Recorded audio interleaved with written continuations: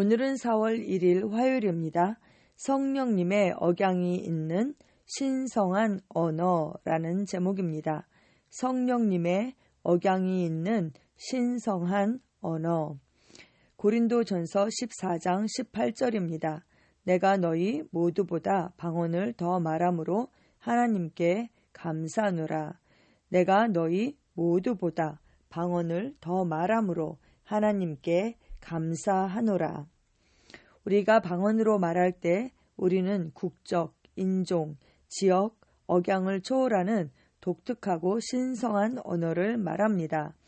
당신은 누군가가 방언으로 기도하는 것을 듣고 그들의 출생지, 국가 또는 문화적 배경을 알 수 없습니다. 그 사람이 인도인, 미국인, 영국인, 중국인 또는 나이지리아인지에 상관없이 그들의 기도는 통일되고 독특하게 들립니다. 우리가 방언으로 말할 때 이는 성령님의 억양을 가진 신성한 언어이기 때문입니다. 아멘. 저는 전 세계 여러 지역에서 방언으로 기도하는 사람들에 대한 연구를 한 적이 있는데 그 결과는 놀라웠습니다. 저는 참가자들에게 어떤 시각적 자료 없이 사진이나 비디오 없이 그들의 기도를 녹음하게 했습니다.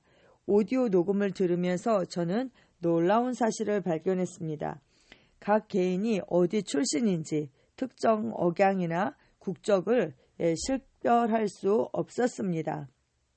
그렇죠. 그 사람들이 어떤 사진이나 얼굴을 보지 않고 그 음성만 녹음해서 들었을 때 그 사람이 그 어디 출신인지 어느 나라 사람인지 전혀 식별할 수 없죠. 왜요? 방언 기도는 바로 이 땅의 지역이나 사투리에 묶이지 않는 영적인 언어이기 때문입니다. 방언은 하늘의 언어입니다. 아멘. 하늘의 것들을 이 땅에 우리는 풀어놓게 됩니다. 또한 저는 먼 거리를 두고 떨어져 있는 여러 지역의 사람들이 다 같이 방언으로 기도하는 것을 상상해 보았습니다. 지리적으로 떨어져 있음에도 불구하고 그들의 소리는 모두 같은 장소에서 시작된 것처럼 들렸습니다. 그리고 실제로 그들은 모두 같은 영적 장소, 즉 그리스도로부터 왔습니다. 네, 먼 지역에 있는 사람들이 같은 영적인 언어를 말하고 있다고 생각해 보십시오. 네, 우리가 하는 이 방언은요, 그쵸, 사람으로부터 온 것이 아닙니다. 영적인 언어고 이것은 바로 그리스도로부터 난 것입니다. 이는 성경이 말하는 바를 이해하는 데 도움이 됩니다. 성경은 고린도전서 12장 13절에 우리가 유대인이나 헬라인이나 종이나 자유인이나 다 한 성령으로 세례를 받아 한 몸이 되었고 또 다 한 성령을 마시게 하셨느니라. 네, 이렇게 말씀하고 있습니다. 어떻게 우리가 모두 이 영적인 언어를 말할 수 있겠습니까? 동일한 성령님으로 말미암은 것이 아니고서는 도저히 불가능한 것입니다.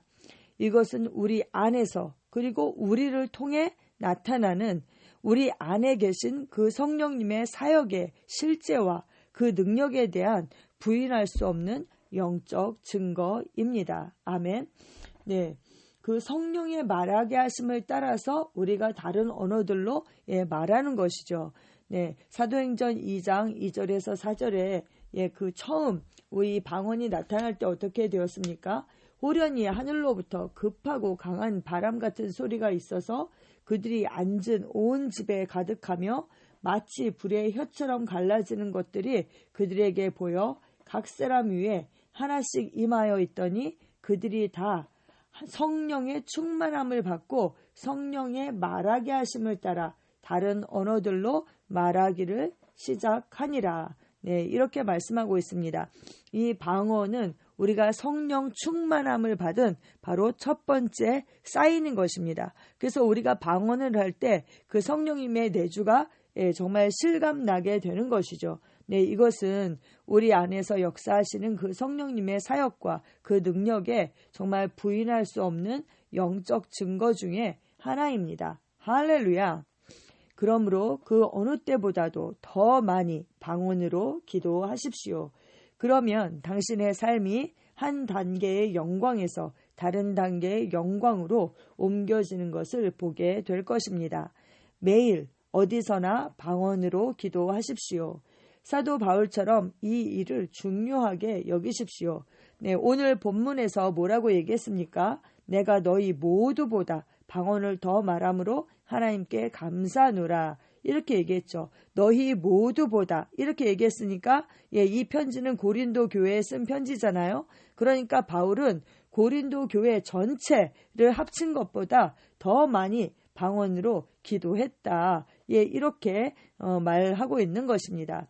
이 사실은 방언으로 기도하는 것이 바울의 삶과 사역에 얼마나 중요한지 보여줍니다.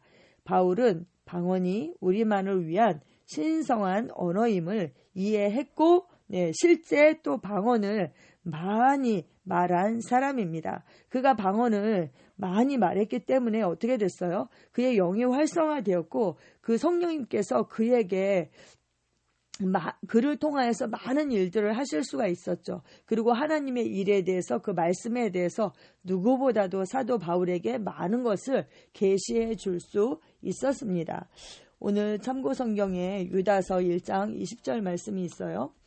사랑하는 자들아 너희는 너희의 지극히 거룩한 믿음 위에 자신을 세우며 성령으로 기도하며 이렇게 말씀하고 있습니다. 개역 개정으로 보면 우리가 정확한 뜻을 알 수 없는데요. 이 뜻을 다시 한번 번역하면 너희가 성령 안에서 기도함으로 너희 자신을 지극히 거룩한 믿음 위에 세우고 이렇게 말씀하고 있는 것입니다. 우리가 방언으로 기도할 때 우리 자신을 믿음 위에 세우게 되죠. 그래서 우리가 다 자기 수준의 그 믿음이 있잖아요. 거기에서 최고로 기능할 수 있도록 그렇게 됩니다. 다 각자 그 믿음의 수준에서 최고로 기능하는 삶. 우리가 항상 우리의 최고의 그 믿음으로 기능하면서 살지는 못하거든요. 근데 우리가 방언으로 기도할 때에 우리가 믿음 위에 우리 자신을 빌드업하게 되고 그 수준에서 기능할 수 있도록 그렇게 도우십니다. 아멘. 또 고린도전서 14장 2절에는 방언을 말하는 자는 사람에게 하지 아니하고 하나님께 하나니 이는 알아듣는 자가 없고 영으로 비밀을 말함이라. 이렇게 말씀하고 있습니다. 우리가 영으로 비밀을 그 영의 신비를 말하게 되는 것이죠. 그래서 나를 향한 그 하나님의 뜻, 그 생명책에 기록된 것들을 우리가 방언으로 말함으로 이 땅에 실제로 나타나게 하는 것이죠. 그래서 그렇습니다. 우리가 방언으로 기도하면 기도할수록 더 그 영의 신비가 내 삶에 나타나게 되어서 어떻게 됩니까? 왜냐하면 말하는 것이 실제가 되는 것이기 때문에 방언으로 말할 때 그것이 내 삶에 실제로 나타나서 우리가 그것을 보게 되는 것이죠. 방언의 유익에 대해서는 말할 것이 너무너무 많죠. 우리의 영이 세움을 받고 또 방언으로 기도할 때 내 뜻대로 내 수준에서 기도하는 것이 아니라 그 온전한 뜻을 따라서 기도하게 되죠. 또 방언은 좀 가장 완벽한 감사입니다. 또 우리를 믿음 위에 세우고 세상의 오염으로부터 우리를 지켜주고 또 방언으로 기도할 때 우리가 상쾌해지게 되죠. 그렇습니다. 이렇게 많은 이렇게 유익이 있잖아요. 아무리 유익을 알아도 실제 하지 않으면 소용이 없는 것이죠. 우리가 방언의 유익을 알았으므로 우리는 방언을 매일 어디서나 방언으로 기도합니다. 아멘. 함께 기도하시겠습니다. 사랑하는 아버지, 성령의 은사와 방언의 축복에 감사드립니다. 나는 방언을 말할 때 세워지고 활력을 얻고 강건해지고 내 삶을 향한 하나님의 완전한 뜻과 일치하게 됩니다. 나는 끝없는 승리와 성공의 길로 인도됩니다.